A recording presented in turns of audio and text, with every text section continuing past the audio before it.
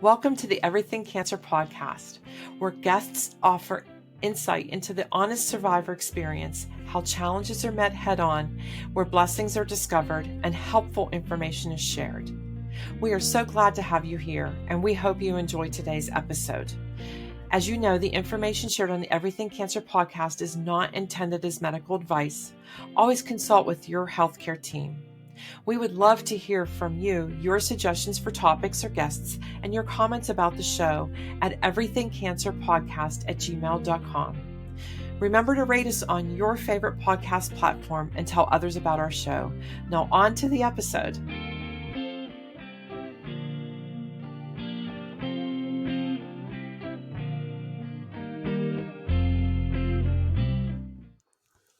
Hello, everybody, and welcome to the Everything Cancer podcast. We have a really dynamic person here with us today by the name of Terry Healey. Terry is a survivor. He's a public speaker. He has appeared on many podcasts. He's also a best-selling author. We'll let him go into that. And he is an absolute inspiration. I'll let him go into that more too. Welcome, Terry. Thank you for being here with us today. Hi, Jill. Thank you so much for having me as a guest. It's great to be here. I love your winter smile. It's awesome. It just brightens up any room. So nice of you. So what books have you published prior? So I published 2 memoirs back actually quite a while ago. And I would explain the first one as really more of a cathartic experience. And I decided that I really wanted to just write from the heart and speak the way I wanted to speak. And so as part of that, I decided immediately just to self-publish it. And so that's the path I went down there. And then I've been in the high-tech marketing and sales arena my whole life. So haven't really been somebody that just speaks or just writes, right? And so I had a very different career, but the book actually opened up all these opportunities to speak. And in so doing, I met a publisher who wanted to do another edition of the book. So the second one is just a slightly updated and refreshed version of the first. Both have the same primary title, At Face Value. Mm-hmm. And then now I'm working on my next book. Okay. Oh, well, I'm really looking forward to hearing about that next book and when it comes out. So I think this is a great segue into why you're here and why you titled your book At Face Value. Yes. And I got to give credit to my wife. I was really struggling to come up with a title way back when. And I remember she was laying in bed. It was early in the morning. And I don't know, we were just talking and I was getting ready for a meeting. And I said, I got to come up with a title. She's like, what about At Face Value? She didn't even think about it. I'm like, perfect. But when I was 21 years old, I was kind of at the top of my world, living life on easy street. And then suddenly I was diagnosed with a rare form of cancer that ultimately led to disfigurement in my face, mostly on the right side of my face. But it did create additional facial difference throughout. And so that's really where my journey began and has continued. And so here I am. We're almost 40 years later. So taking you back to that time, and if it's uncomfortable for you to talk about it, I entirely get it. But many of our members of our audience are young adults. That'd be really traumatic to go through something like that at 21, when you are at the cusp of the beginning of your life in so many ways. Yeah, as you say, Jill, I think appearances matter the most at that age, right? That's when everybody's finding their way, and dating's a big deal, and all of that. So I think for me, there were some pros and cons of what happened to me. The cons, of course, were that suddenly I looked very different. And had to grapple with how I was going to deal with that. But I think there was some naivete there in that I had this full belief that I was going to get reconstructed back to the way I looked in very short order. that's that's kind of the message I was given, that, I think they wanted to give me hope.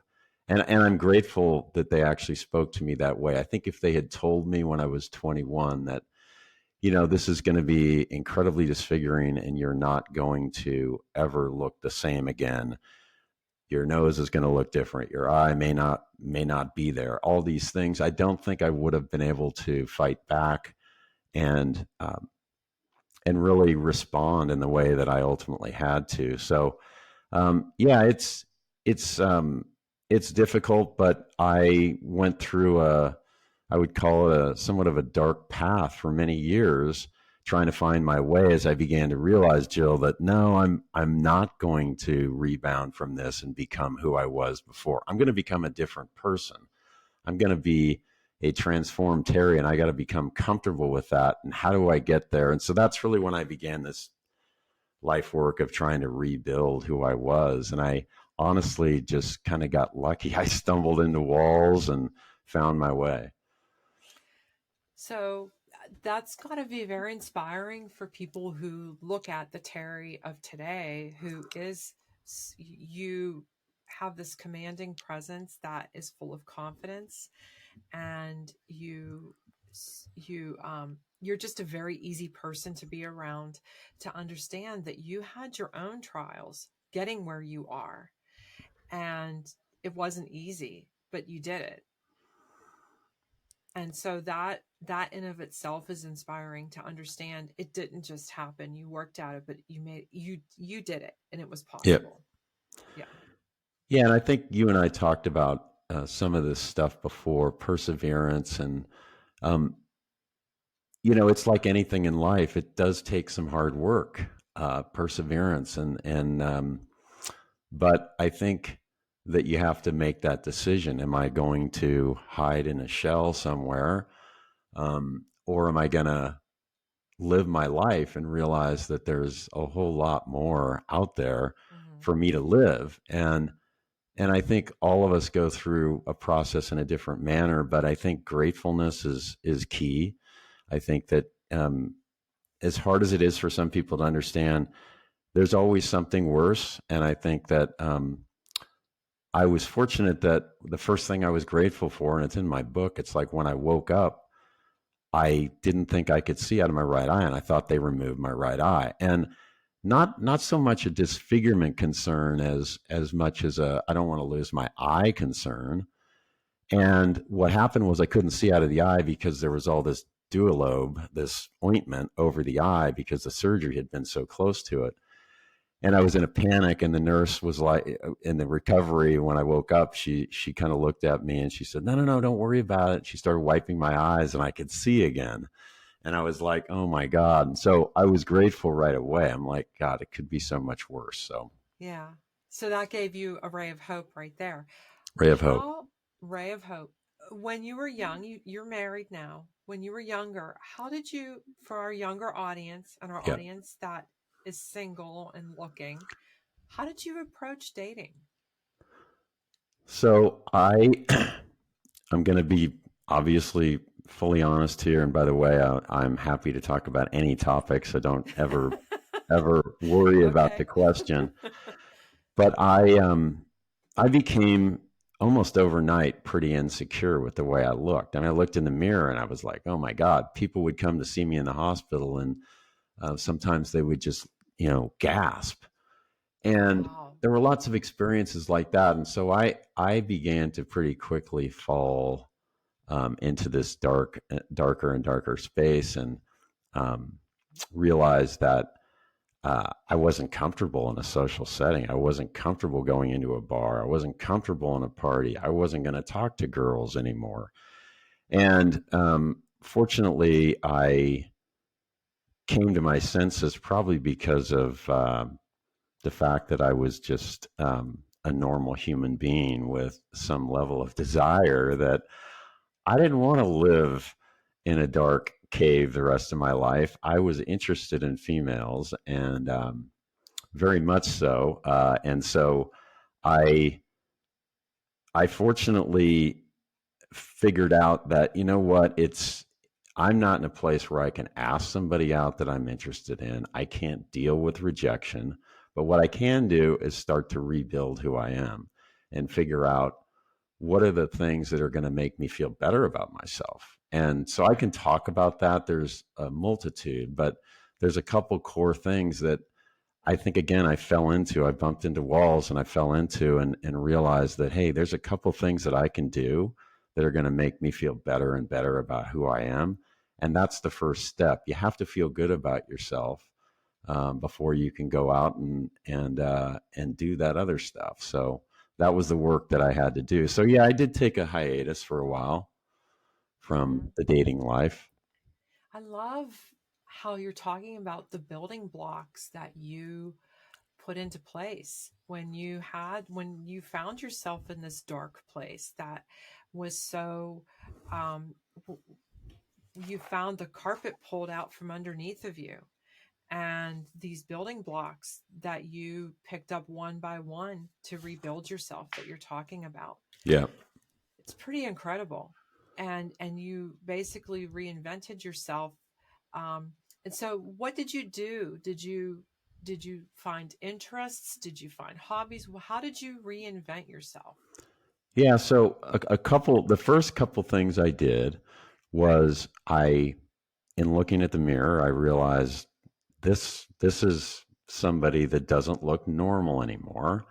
What can I do to feel better about myself? Well, two things happened. I said, I'm going to start. I had time, right? I wasn't dealing with a lot of social stuff. So I have always been very goal oriented. And one of my goals was I'm going to start, working out extensively. I'm going to set goals for my 10K time. I'm going to beat the times that I ran, back in high school. I'm going to do that. I'm going to go to the gym every morning. I'm going to work out. I'm going to feel good about my body. I'm going to give myself that time to myself that refreshes me and makes me feel good for the whole day.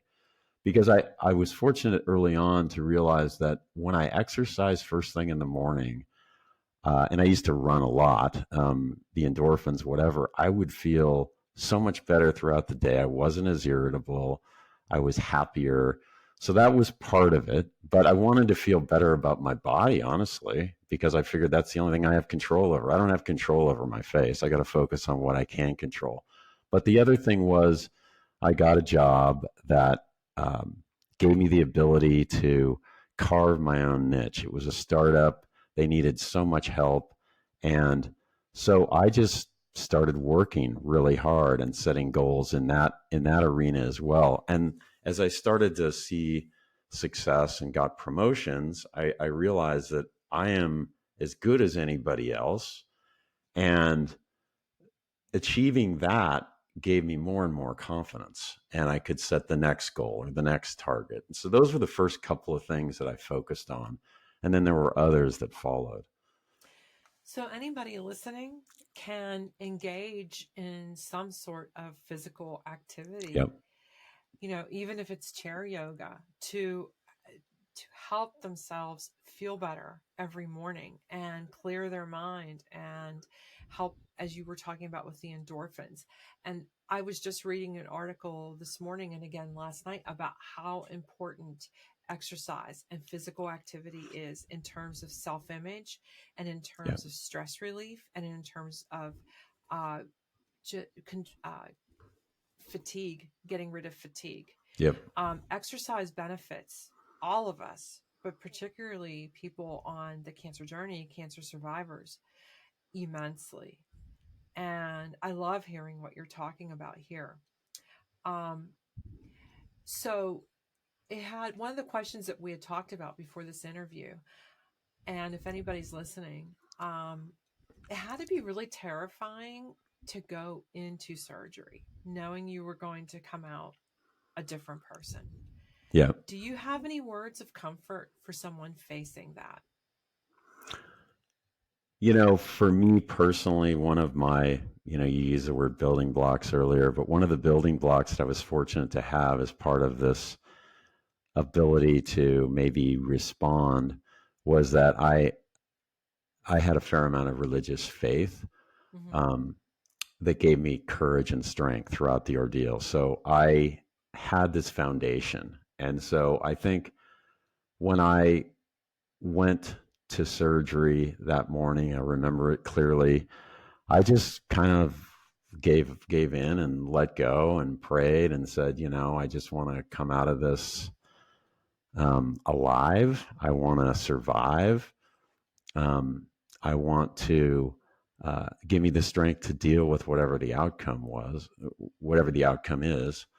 And I just I found a way. Visualization was something else that became a practice of mine during the course of this process, and that became really helpful as well. Just to kind of visualization for me is just a way to help visualize the outcome, which is always going to be something positive in my mind, better than maybe uh, you initially expect it to be. So all of those things help me to relax going in and hope for the best coming out.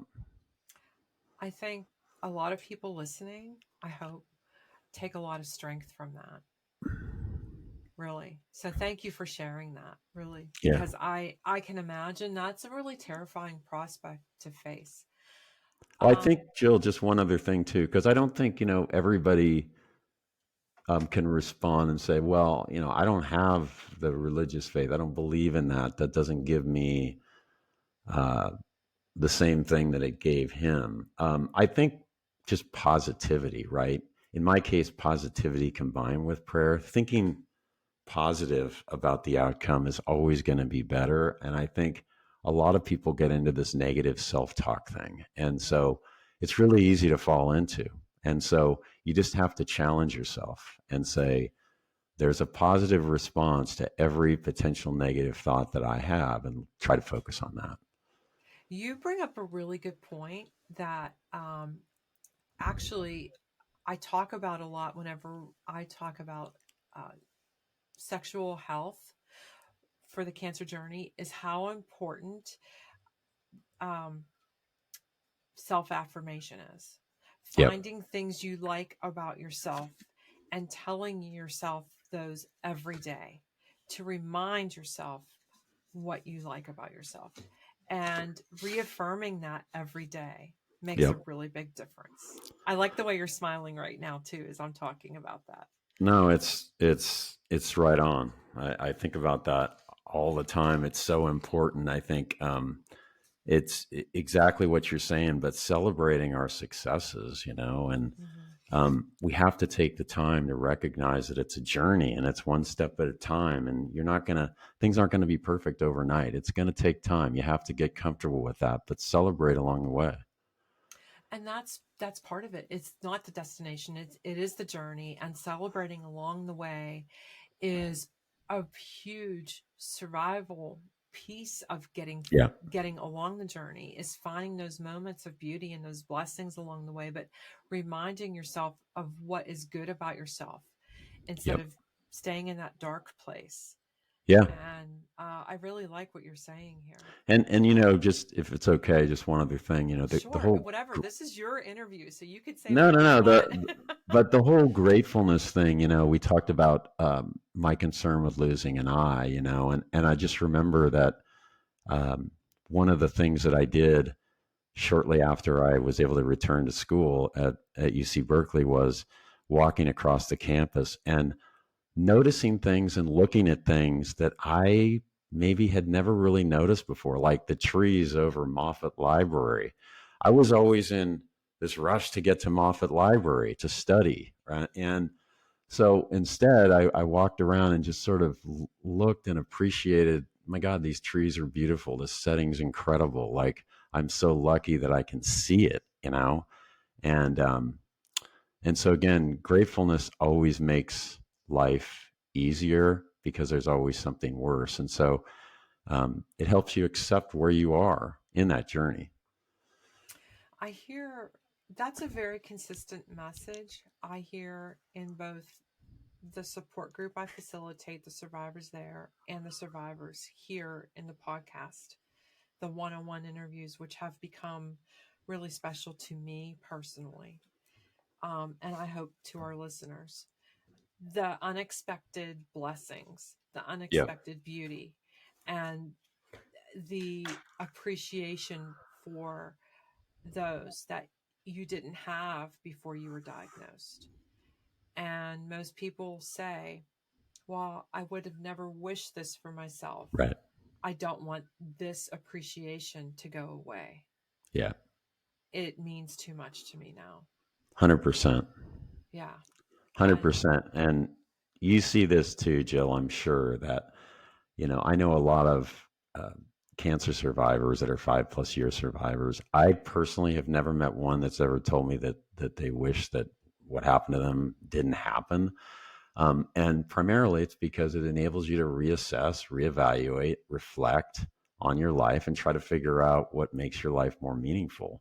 mm-hmm, And so, uh, adversity is not something you wish on anyone, as you said, but there's blessings in it, right? So, mm-hmm. know that you will have those, but you have to, I think, be open minded. You have to be open and willing to listen and reflect and do all that kind of stuff.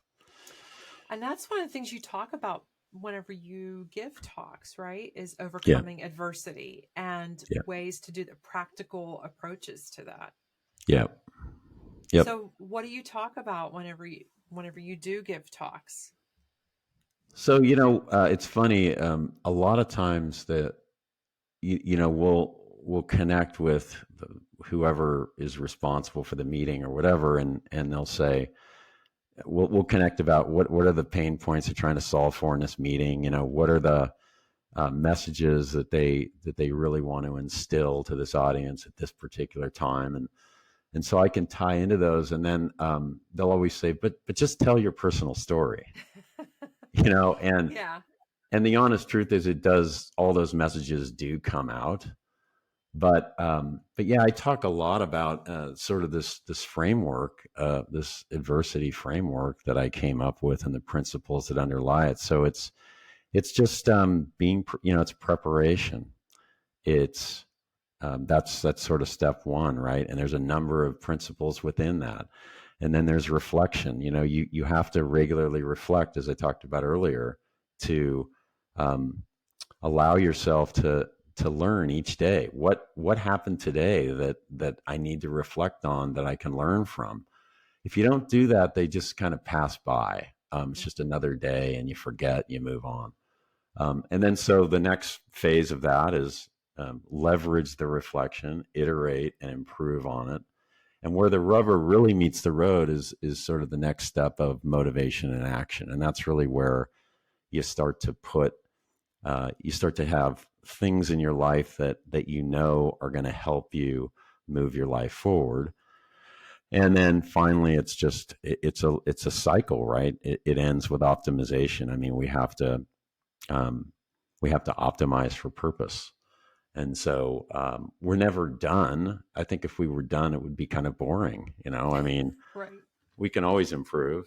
So I talk about all those things in the context of taking control of your life, facing your challenges, dealing with adversity. But a lot of it is just learning to trust. It's making sure you're surrounding yourself with people that are supportive, and making tough decisions. That's very hard for young people too. It was for me, that I had to separate myself from certain people. I had to say, these people are not good for me right now.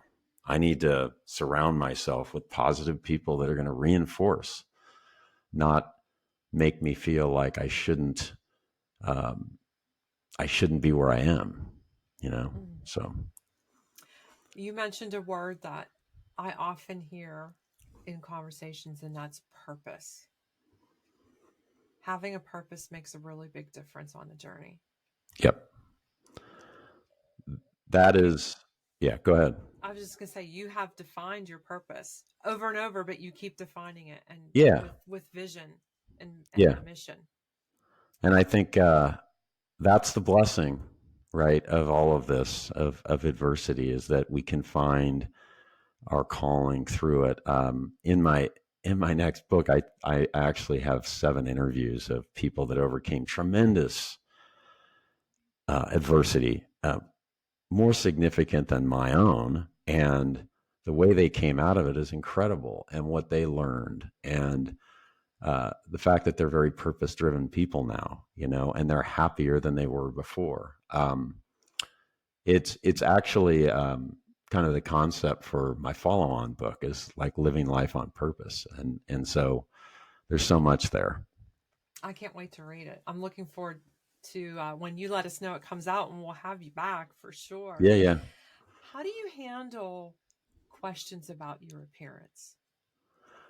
So I'm going to answer that two ways. The first is that um, I, at some point, when I was really struggling and insecure with the way I looked, I tried to avoid it, and I would just, march away if somebody asked me what happened, and I had different reactions. Sometimes I lied to people, and I don't. That's not something I'm proud of. But I told them a story that, based on my judgment of that person, that they would want to hear, and that's in this last book. I'll send you a copy, by the way.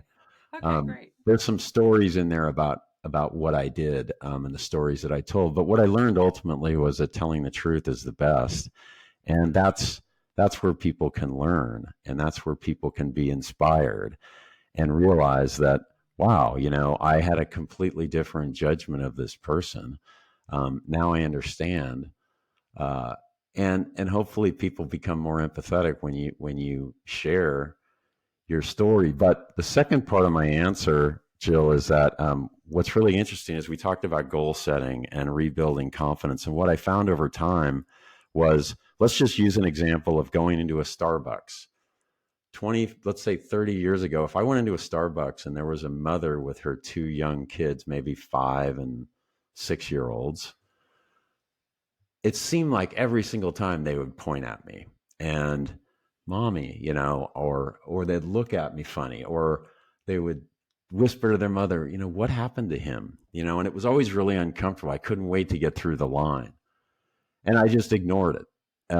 Well, at some point I started to actually embrace and say, I know you're looking at me. Let me tell you what happened. And I didn't give gory details. I don't want to freak anybody out, right? But it's just that I was sick and I recovered and I'm healthy now, and all's good. There's nothing wrong. I'm a happy person. But ultimately what happened, Jill, that I'm trying to get to with this second answer is, in that same, let's call it a Starbucks, it never happens anymore.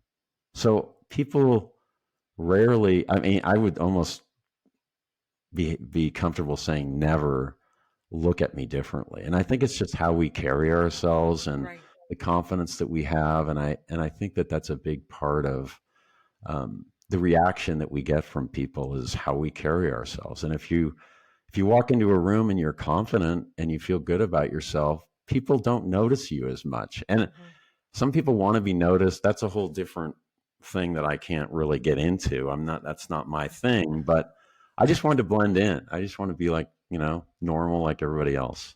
So I'm sure people do wonder. And it's interesting how you answer that question. And with the Starbucks analogy and the explanation you gave, I wonder how many times that conversation actually was carried forward, where that parent used that explanation you gave to reassure their children at other times when uncertain things were occurring. And they said, but that man, remember that man, he turned out okay. And Yeah. you're going to turn out okay too. So Yeah. I bet there was actually a fairly significant ripple effect from that explanation that you gave. Hopefully, it's interesting. There was a book called Wonder. Mm-hmm. Are you familiar with that? I am Yeah, I not. mean, it was turned into a movie, but it was about a very similar situation and it came out way later. But the two children saw this guy that looked very different, and Mm-hmm. they were pointing and all this stuff. But ultimately, the mother, so it's an experience that the author actually had. So she went and wrote this book, and it was very life changing. I mean, it's incredibly inspirational about this kid Augie. And so it's this whole story. It's amazing. Excuse me. Get some water here. Oh, take your time, please.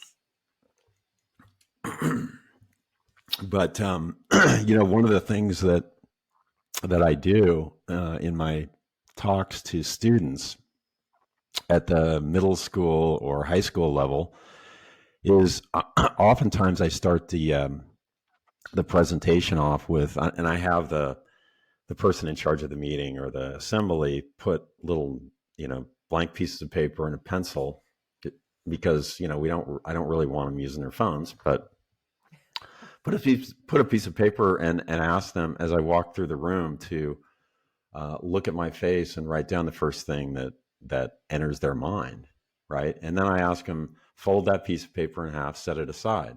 We'll revisit it later. Then I go through my whole story. And then at the end, I ask them to pull that out again, not look at what they wrote. I'm sure they'll remember. But now I want you to write down your reaction to me now and your perception of who I am now. And a lot of kids will be embarrassed to raise their hands, but afterwards they'll come running up to me and say, wow, my immediate reaction was, you were in a car accident. You were a war veteran. You were this, you were that. You had, they come up with whatever story. And then afterwards, it's something like courageous, brave, and I think it's an important message to share. And so I love doing that and finding out, the kids that are kind of blown away by it. Yeah. But you've made a huge impression on everybody in that audience through that exercise. Yeah. And how not to make a book should not be judged by their cover, and right. How amazing of a person you are, and what you've done to overcome adversity. I find it fascinating that you started out in technology and basically you're in sales. And to me, that's just a testament to your commitment to overcome adversity. And you're successful in your career. And yeah. I love that. So I think that's part of your purpose driven in that. Yeah. And I think, again, that's perseverance. I mean, I think in sales, success doesn't come from the guy or gal who has the gift of gab, who can engage with somebody. That doesn't necessarily translate into success. What translates is hard work, perseverance, doing your homework, and doing the hard work to make sure that first engagement with that customer is going to be one where they know you're knowledgeable about their business and you understand the pains that they're dealing with, et cetera. So, I think that being in that environment was the best thing for me because it forced me to face my challenges head on, right? I was avoiding people for so long, and then suddenly it's like, you know what? The best medicine for me is to be in front of them and overcome that challenge. Because once you can deal with that, then it makes the next challenge easier. Boy, you have met that challenge and certainly surpassed it. Yeah. What other things would you like to share that we haven't covered yet?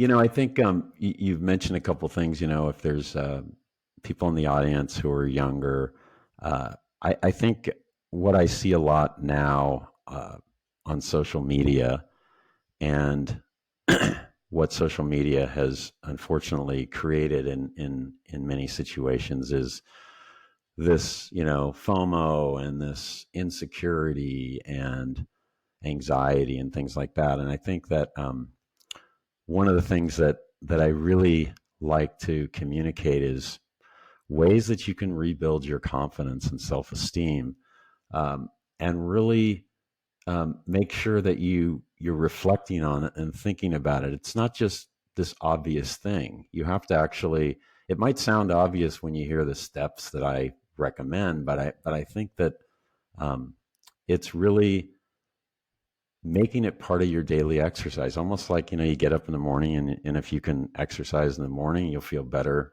throughout the day.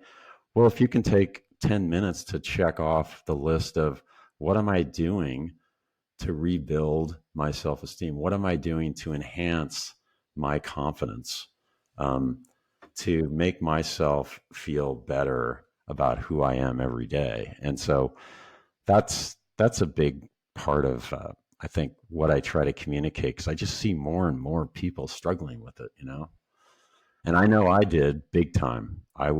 Believe me, I was at the bottom of the barrel. So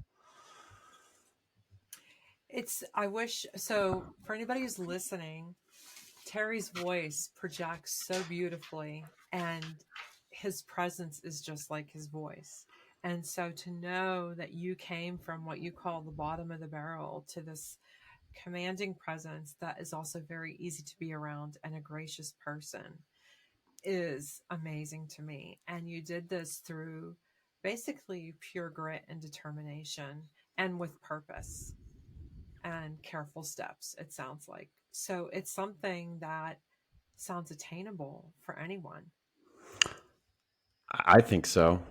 I think for sure. I think that again, it's not necessarily obvious stuff. You just have to be willing to step back and reflect on things and say, what can I do each day to help myself feel better about who I am, so I don't necessarily care what that social media post is, whatever the case may be. I think with adversity or any challenges, unfortunately, that's one of the things that happens is it can affect our self-esteem and our confidence depending upon the situation. And so, what are the things that I can do every day? And some of them are really simple, some of them are harder, but that's really powerful, because that can really become life changing, and it gives you freedom. It sets you free. It really does. Yeah, I like that every day. And it's small steps. It's the small steps, the incremental steps, the reps, if you're working out, that the Yeah. repetitious movements that make the difference. So if you put in the effort every day, you're going to make the bigger changes over a period of time. And it's a matter of just investing in yourself and continuing to do that and not letting yourself slide back. So And it's like with what you've done, with the work you've done, the great work you've done for thanks. survivors, right? I mean, and the people that are in the midst of dealing with their life struggles is, uh, journaling and tracking and doing all that stuff is important. And I think that, what you've put together, man, everybody needs to go out and get that. Thanks, Terry. Well, I'm Yeah. working on that. It's available on Amazon, but I'm working on making it accessible to everyone. It's really important to me that so I'm working with some really great people. I appreciate you saying that. Cancer Journey Guide and Journals, Empowerment and Diagnosis, Treatment, and Beyond. It truly does empower a person. Terry can attest to that. Meeting you and talking with you, I can't wait to have you back. I can't wait to read your next book. And I welcome you back to talk about it. And I hope I get to see one of your talks in person one of these days. And me as well. I want to see you. Hopefully we'll connect that way. That would be great. I'll have all of Terry's contact information in the show notes for this interview if you'd like to reach out to him. I appreciate our audience's time for being here today. And Terry, it sounds like you have a dog that is really happy Sorry to about see you. that. No, that's okay. What's your dog's name? Gracie. Hi, Gracie. Everybody say hi to Gracie. Gracie's a little cavapoo. Aw. She just got back from her walk with my wife, and so she came in here and started shaking. Aw. Well, she's happy to see your dad. Yeah. Terry, thank you for your time today. Thank you, Jill. I appreciate it. Take care now. Great talking to you. You too. Yep. Thank you for joining us on this episode of the Everything Cancer podcast.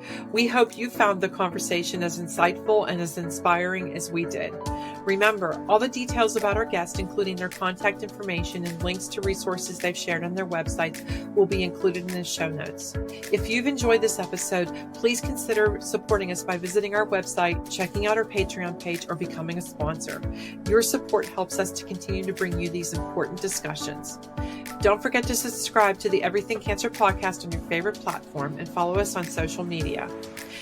Always remember, the information shared here is not intended as medical advice. For any personal health concerns, please consult with your healthcare team. Thank you so much for listening, and we look forward to having you back with us again next time.